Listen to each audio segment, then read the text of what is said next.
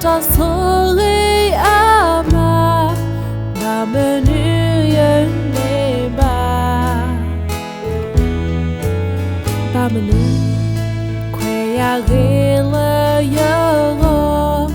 na tu glado kuto kasa hute ba ya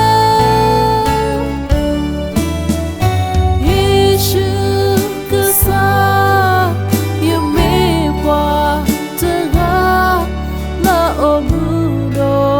ma pera ata ke inyaya lo bana thwa ya fafamu olana subu kasa ya hinita lana gidwagi o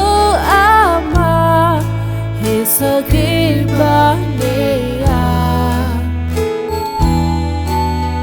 batu talaya bakoplo,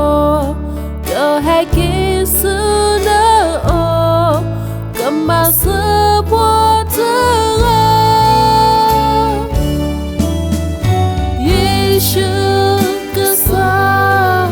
yang membuat terang la omundo ma peda ata ke inyaya lo bana kebwa ya fafamu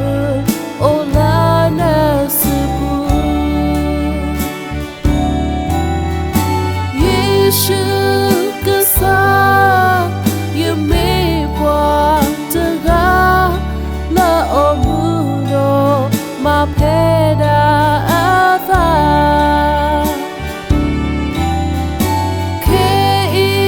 inyaya lo bana thwa ya fafamu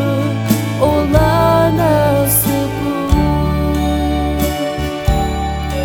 ya fafamu